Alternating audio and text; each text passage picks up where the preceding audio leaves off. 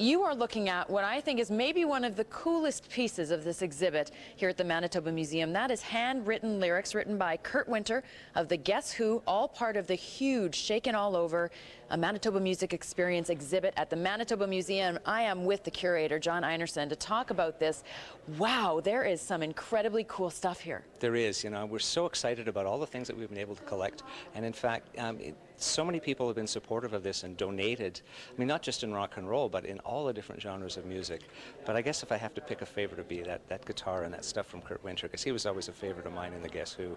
And that's the guitar that he wrote Hand Me Down World and Bus Rider and all those great Guess Who songs.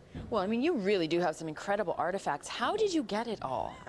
Lots of phone calls, not a lot of arm twisting. I mean, people really like the idea that we're celebrating Manitoba music, and not just one genre of music. We're celebrating jazz and blues and folk and francophone and First Nations, you know, all of this, and country, all this kind of music. And everybody feels that we have such a legacy of great music and great artists from this province that it's important that we celebrate it. But, you know, keeping in mind, too, that this exhibit is just kind of the teaser. It's the precursor to what we want to create is a permanent museum in Manitoba that celebrates all of Manitoba music, called the Manitoba Music Experience. So we're hoping people will come to this exhibit and get really excited about it. We're hoping politicians and civic leaders will come here and get excited about it. And then we'll be able to move this forward to create a permanent facility here. Well, for folks watching at home, we are doing this interview before the exhibit officially opens, so you might see some construction material behind us, and there are some other camera crews here capturing things as well. But this will be up and running, and talk about the dates that it's running when people can come down to the museum and see it. It opens July 1st on Canada Day, and it runs all summer long, 7 days a week until Labor Day, September 6th. So I want to talk about a couple more exhibits to get people really excited to make sure they do come down here. We did just mention, of course, this Guess Who exhibit, and you do have a ton of great Guess Who material here, which is obviously such a huge part of our musical history in Manitoba, but they're not the only ones. That's right, yeah, and we have Neil Young stuff here as well. But you know, the cool thing too is that we have a very, very strong Franco-Manitoban music scene that's been going on for decades. And you know, being someone who knows and has studied and written about Manitoba rock and roll, I knew very little about the Francophone music scene right across the river. And so for me, it's been an educational experience, and for them too, the Franco-Manitoban music community, an opportunity, the exhibit offers them an opportunity to let the rest of the province and the rest of the country know about what's been going on there. An organization called Les Sans Noms has been going since 1967, and they produce some amazing artists like Daniel Lavoie. Daniel Lavoie sold millions of records around the world, huge in Quebec, huge in France, and he came out of the Les Sans Noms music scene in St. Boniface, and we have his piano from 1967, we have a portrait and pictures of him, we have some of his music here.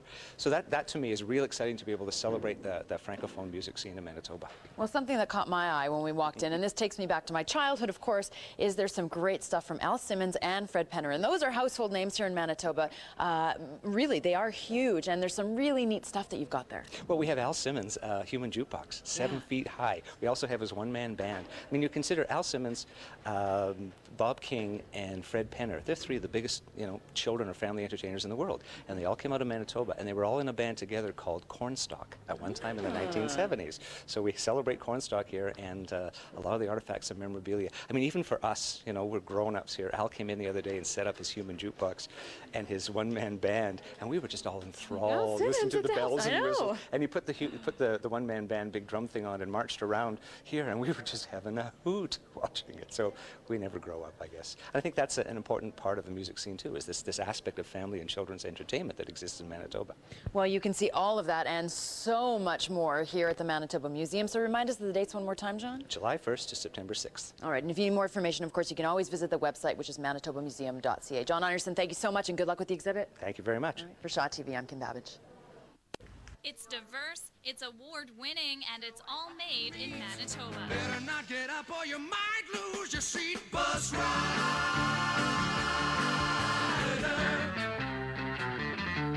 It's Shakin All Over, a new exhibit that celebrates Manitoba music, still rockin' today, and for those who paved the way. Gloria Desjardins, who was a pioneer of First Nations music, when she started out, she couldn't get a record label to sign her. So she created her own record label to do that, because they didn't want Aboriginal artists on record labels.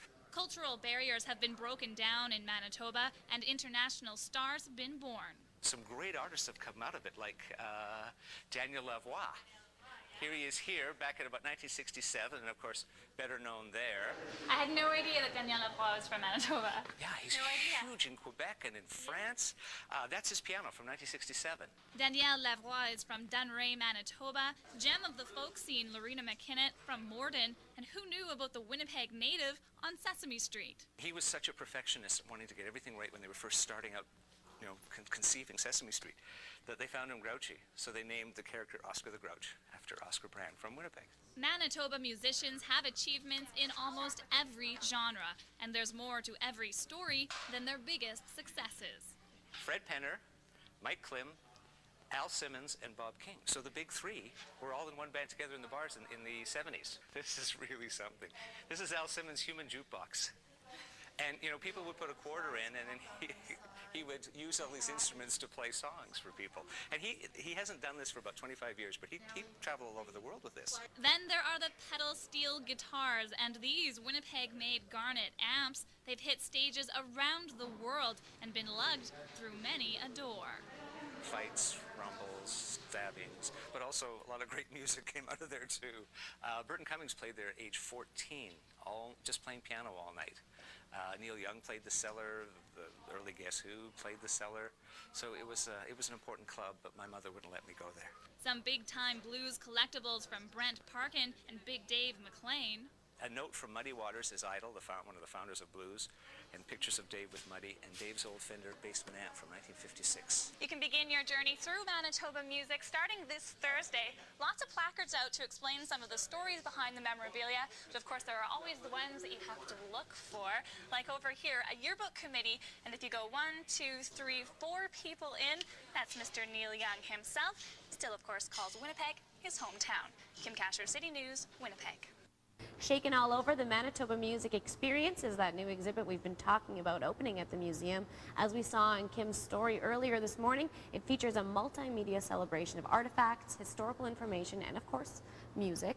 Exhibit curator and local music historian John Einerson joins me now in studio with all the details. Of course, you've shared some of those details with Kim. How are you this morning? I'm very good, very well, thank you. Good. Thanks for being here and My chatting pleasure. more with us.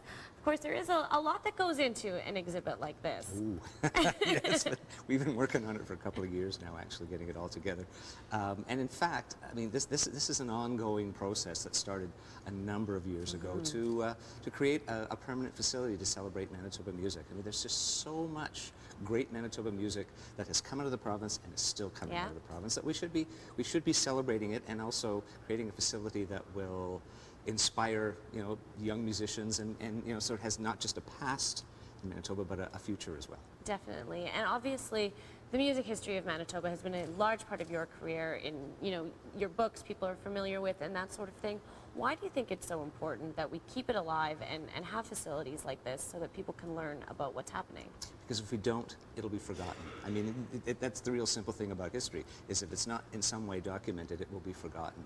And we have such a great legacy of wonderful music in a variety of genres. I mean, it's not just about Burton Cummings and Neil Young and Randy Bachman and the Guess Who. It's about Daniel Lavoie and Lucille Starr and the Transit of Venus and Ray St. Germain and Ernest Monias. You know, some tremendous talent here, some tremendous music that has come out of this province. And we need to, and I keep using that word celebrate, but it's true, we need to celebrate it, we need to preserve it. And, you know, I mean, Manitoba, if we can create a permanent facility, you know, which of course the exhibit, that's the intent of the exhibit. Right. We can create a permanent facility, we'd be the only province in Canada that does that.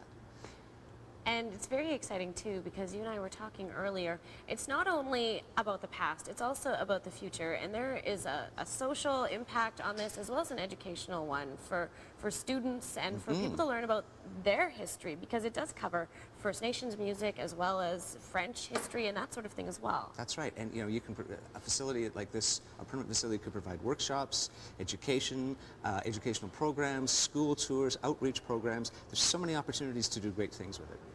And that's one of the big things as well. So obviously you've been working very hard at this. You say there's a committee of people involved who are working toward the big goal, but how do you even, where do you start? How do these artifacts and all this stuff, where do they come from? From people's basements and people's attics and closets. You know, when you see the exhibit, as Kim's story showed, there's a lot of stuff there, but that's just like 1% of what's out there. And even in the last week since the news kind of got out about the exhibit opening up, I mean, the phone has been ringing and emails. I've got this, I've got that. Really? Hey, I've got this, that sort of thing. So my stock answer is, well, hold on to it, because when we have a permanent facility, we'll be in touch for all this stuff. Because, I mean, it's living history. And unfortunately, it gets lost or thrown out.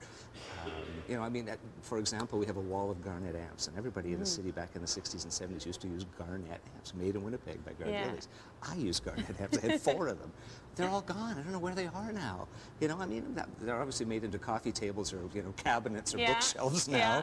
But again, this stuff, it's going to be lost. It's going to be forgotten, and it is such a vital part of Manitoba cultural and music history.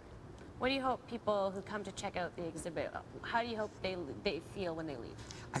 I'm hoping that there's a real sense of awe, and I've seen that with people who've come in while we're still putting it together. Even when Kim came in, we were still nailing things down and covering things up. There is that sense of awe because it is so all-encompassing.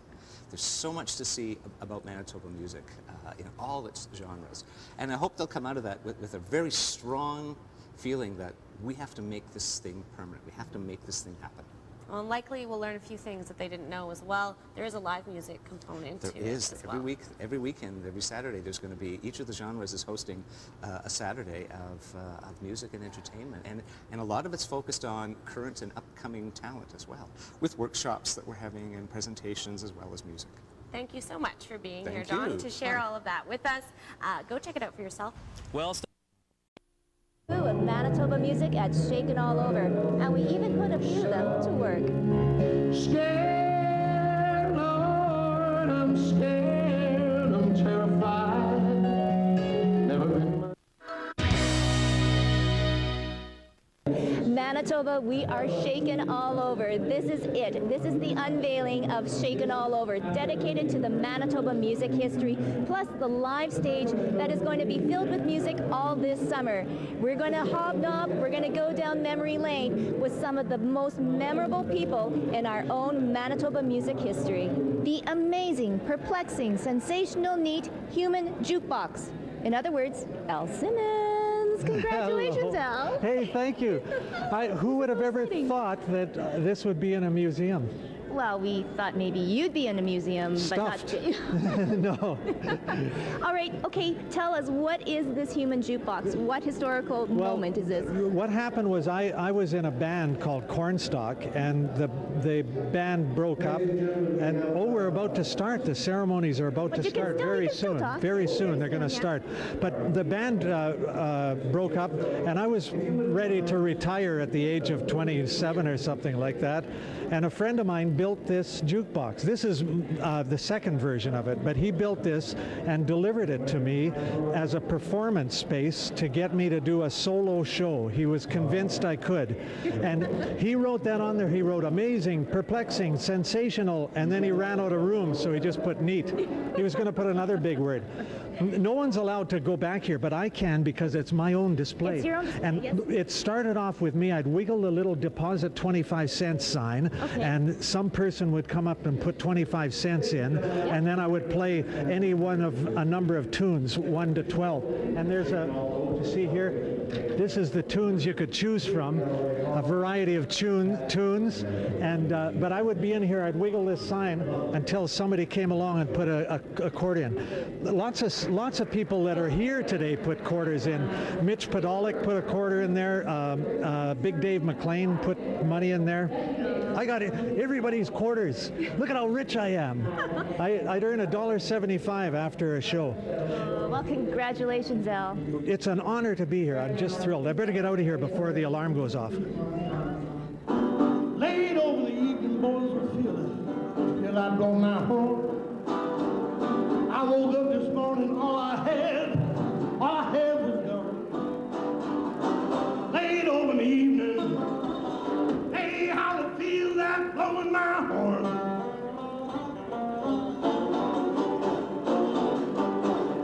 I woke up this morning, yeah, all I had was gone.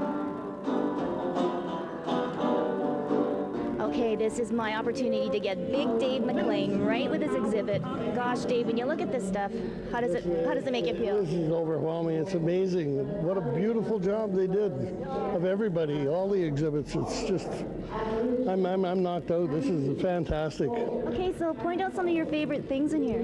Well, my absolute favorite thing that I own is this plaque here that was my friends put together. It's a note that was given to me by Muddy Waters the first time I met him in 1977 for opening for me. He had this note made up for me, and some pictures of us together. And I see a famous picture down there. Oh, Rick Penner. You bet. The Windsor Hotel. Yeah, there's lots of that memorabilia all over the place. My goodness, though, when you walk around this room tonight, bring back memories or people that you haven't seen for a while. Yeah, I just noticed my power bars in the back of my amplifier. I've been looking for it. Oh, there it is, in this glassed-off container. Favorite musical moment for you, though? Playing with Muddy Waters. Favorite musical moment, yeah. Well, we are so proud of you, and wow, Manitoba's proud of you. You're ready to go up on stage. Yes, I have to go play, so we'll talk to you later.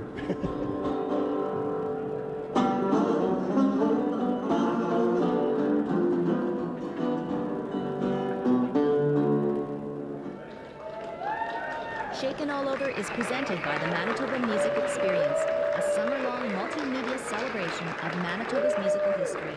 But tonight really belonged to the honored guests.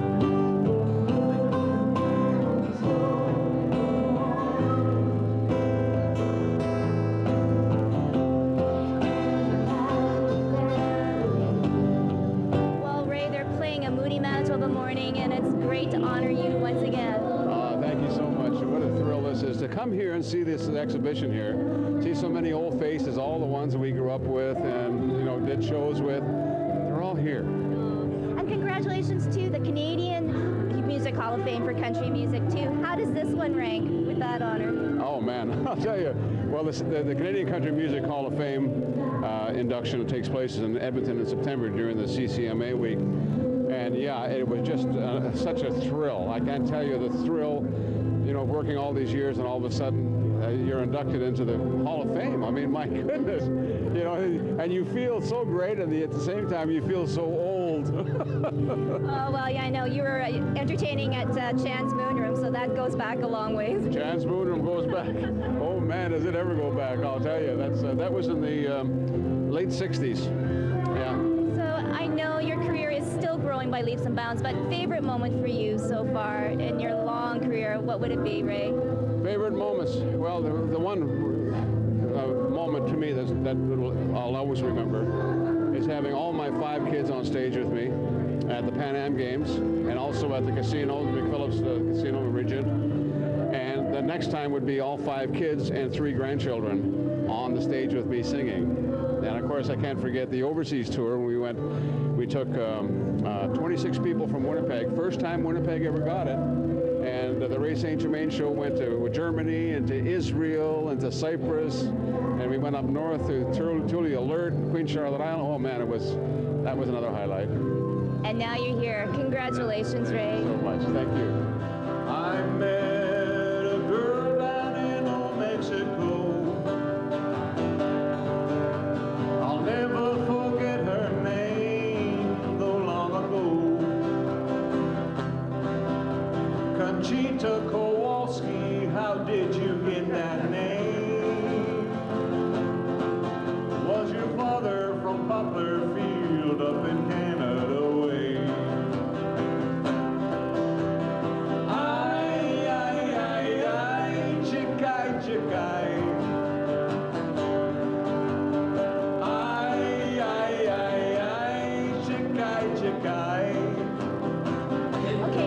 We saw you share the stage with Big Dave McLean, Manitoba, or Moody Manitoba Morning, a theme song. Yeah, that song means a lot to me actually, because I'm one of my very best friends is Rick Neufeld's daughter, and so Rick, I call him Papa Noof. So I play it with his blessing, and I was actually in a little coffee shop in Minnesota the other day, and they have a tea, and they don't know. I don't think the people who named this tea even know, but it's called Moody Manitoba Saskatoon tea or something like that. And so it just kind of, it has evolved outside of even what people know. So. Okay, so you are probably one of the younger members here, honored amongst all of these people that have had such a huge history with Manitoba music. But for yourself, coming up now and coming up the pike, blazing your own trail, really. Yeah, it's hard work.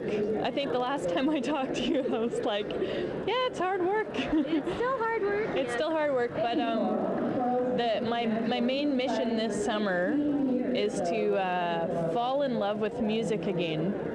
Because when it becomes your job and becomes something that you're kind of locked into because it's a commitment and you've been working at it for a long time, you can kind of forget about that. And this evening actually is really good for me because I just I had a lot of fun, and it's a good way to sort of see how many people I have connected with and like this community, and just to see everyone that's here and to give them a hug. And I think that's really something that's missing in the industry, is just that kind of camaraderie. And so it's really nice to connect with everyone tonight. Those are definitely fine boots there, Cindy. I love those. Sparkly and feathers. And look at the dress too. Yeah, lots of fun. That's what it was all about. Big hair, sparkles, everything big. Bigger hair, big earrings, you name it. It was big. Okay, but music has been in your blood for so long, and there's so much of a history. If you go back to it now, I was just saying Cindy Churko, but your name actually changed to Cindy Kane. Absolutely, yeah. Well, when we got signed with CBS, they changed the name to Cindy Kane. So, but we played the clubs, and we were Cindy Churko and the Cheaters for many years. Yeah. Okay, so really, when you look back at it all and to where it is now, and to be standing here and to be honored, what's it like? Very, very cool. So this is such an exciting event because actually the history is here too of the performers that came before, even myself, and it's so nice to see how country music is going into the future. So if it weren't for people like the Ray St. Germains, there wouldn't be the Cindy Kanes, and then there wouldn't be the Doc Walkers, right? So I'm so pleased that they're doing it this way, so everybody can get an idea of where actually country music came from in our province. Yeah. And it's grown by leaps and bounds. Oh, it has. What do you think about country music today? There's so much of a crossover now. Crossover, yeah. It took a little while for it to catch on years ago in Manitoba. I found that playing the clubs here, we toured all across Canada, but Manitoba took a little bit longer for the line dancing and that kind of thing. It is. It's actually now it's cool to be into country music, right? A lot of people, maybe it's a little bit twangy, or years ago country western, but now you got people like Keith Urban and Carrie Underwood they're drawing a younger crowd. They really are. And what is Cindy Kane doing these days? I actually have a voice studio in Winnipeg. I'm a voice coach as well. So that's been fun to kind of mentor some people that want to be singers and help them get a little more comfortable on stage. And I entertain as well when I want to. So yeah, it's really fun. You can't take the entertainer out of you. You know what? You can't. Absolutely can't. So if you're even going to take some time off, you always end up coming back. I cannot believe that John Einerson would wear that jacket, but it is the truth, right? And it's encased here forever. And I could never get into it now. All right, and that's just to haunt you, right? Because, wow, you have to be so proud of all of this, John. What a wonderful job. And I'm so excited. It's just wonderful to see so many people enjoying all the memories and all the artifacts. It's fabulous. It really is. So you are really nicknamed like the guru, the walking encyclopedia of local music here. And you are no stranger to bands. So what band was that when you were that? Oh, that would have been in a band called Euphoria, and it actually belonged to Wayne Walker before I had it. Wayne Walker wore that. Was it used, John? Yeah, a used Nehru jacket. Oh. And if we look down, the boots? Oh yeah, those were handmade in London, England, and I wore those in a band called Red Rider. Wow. And I was reluctant to put any of my stuff in the exhibit because I thought, well, I'm the curator. But everybody saw them and laughed so hard, they said, oh, you have to put this stuff in. They're great artifacts. So here they are. But you know what? There's so much history here, and we hear the beautiful voice of Alana Lewandowski. You know, she is the group of the future coming up. It's incredible, the music community here, John, and how it's grown. That's right, and what this exhibit is doing is not just rooted in the past, because there are performances every weekend of up-and-coming and young and new artists, and also in a lot of the pods. I mean, Alana is showcased in the Folk and Roots pod. You know, we're trying to tell people that it's not static. Manitoba music is dynamic, and for every Guess Who and Neil Young and Burton Cummings, there are more talents continuing to come out of this province. And didn't your musical students get to wear those boots in the Beatles? That's right, they did. Well done. When you mention local jazz history, well, the name Owen Clark certainly comes down into mind. Out of the corner here, Owen, and look at this corner, dedicated to jazz. It is. And here you wonderful. Yes, it's such an incredible exhibit. Oh my goodness, when you look at the pictures, and if we can come over here, move along here, Owen. There is a very young-looking Owen Clark right at the bottom there. Yes, very, very cool. That would have been probably 1961 with those particular suits. Oh my goodness, and where are you at? We are at Chan's Moon Room that used to be at 426 Main Street. And that's bringing back a lot of memories for our viewers right now. Oh yes, lots of people used to go to that club. Oh my goodness, tell us a little bit about the jazz era when you were playing. Well, there was a couple of jazz clubs that opened up just as I came on the scene. The Randall Manor Jazz Club used to be in an old house up off of North Main, and they lasted about 6 months, and then they moved it downtown to the Stage Door, which was at 261 Fort Street. And that opened the Easter weekend of 1960 and lasted until roughly the same time, 1961. So that was two of the major jazz clubs when I was coming up in the scene. And look at the jazz now, the young upstarts coming. We have the huge Winnipeg Jazz Festival. It's really grown. It has. You know, it's partly the expanded jazz programs at the junior high and high school level, and then at the universities. Both Brandon and U of M have incredible jazz programs, you know. Okay, so what does it mean for you now to be part of this incredible exhibit?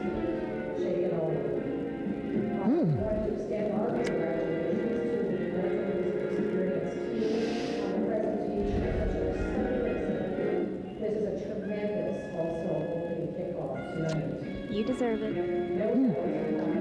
You do. Owen Clark, come and see him at Shakin All Over. All right, thank you. What does it feel like for you, Howard Manshine, to be walking through this gallery right now? I just walked in over there. You can't see him. Burton Cummings and Sam Boyd. He was my first hero. He was the guy that introduced me to music when I was like, 10, 11 and that. And to see this, I'm the happiest camper in the world.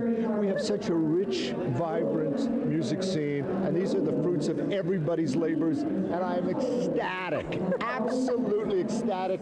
God bless all of those people for what they've given, not just Winnipeg, not just the world. Long live our music scene. Amen. This is remarkable. This is first place any of us played when we were really, really young, and somebody saved the door. This is absolutely remarkable. I just flashed back about almost 50 years when I saw this. What a day. And I graduated high school this morning too, so I've had quite a full day. It's congratulations all around. I mean, at this point in life, it's good. Somebody was joking because I have 3 or 4 musical doctorates already from various universities, and they were joking that I was the first guy ever to have 3 or 4 doctorates before he graduated high school. So doing everything backwards, But it's all great. And, for yourself, being able to bring so much joy to everybody, and now this. I mean, young people now can come by and learn about this. This is remarkable. I see Lenny Bro over there on the wall. I see BTO there I am there on vinyl. This is, oh my goodness. I want some of those singles. I've never seen those. This is just really terrific. I walked in and suddenly the years melted away. I'm 13 again. This is just But this, especially, you have no idea. My synapse banks are just dancing right now because I haven't seen this since the very early 60s, maybe 62, 63. So that's 47 years ago. That's just remarkable. And it really brings everything back right away, right? Instantly. When I saw this, when I walked in, I just, it really knocked me back. And look at this stuff here. This is...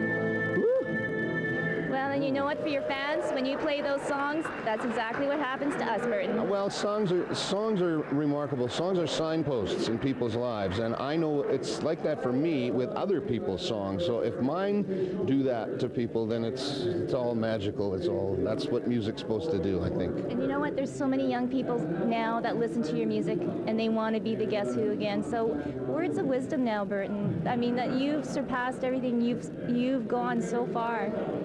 Secret to success. Well,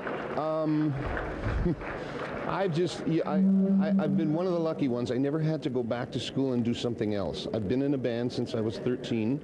I'm 62 now. I'll be 63 this New Year's Eve, and I never had to do anything else. And one of the greatest things for me was that I never really had to work for anyone else. I was always kind of my own boss, writing songs. I had a gold record before I could legally have a beer.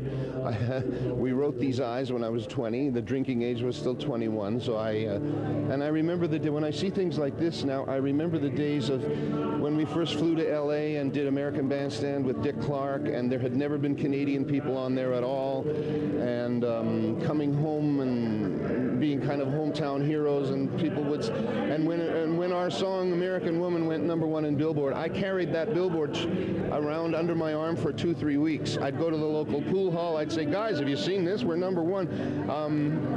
A little bit Cinderella type stuff, you know, but I think if you just, you know, it sounds very cliche, but we all just followed our dreams, really, and didn't take no for an answer. We kept trying. We had a lot of back-to-back failures before These Eyes, but when These Eyes hit, it changed our lives forever. It's and it has just passed 5 million airplays now in the United States.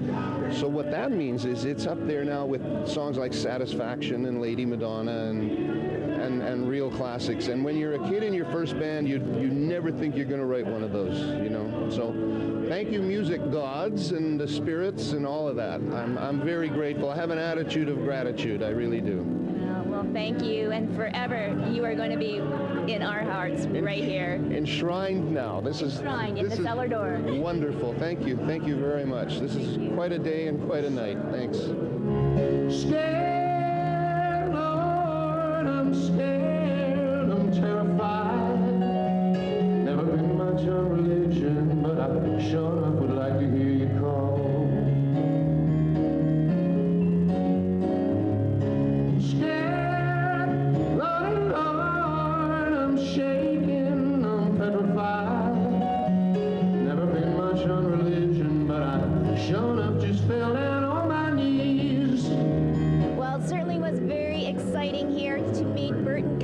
And he was so taken aback by his exhibition. To see everything all this summer, you have to come down to the Manitoba Museum in Alway Hall. Every Saturday there's free shows going on. Check the website for all the listings, and that's manitobamuseum.ca. For Shaw TV in Winnipeg, I'm Tracy Koga. See St. Thomas.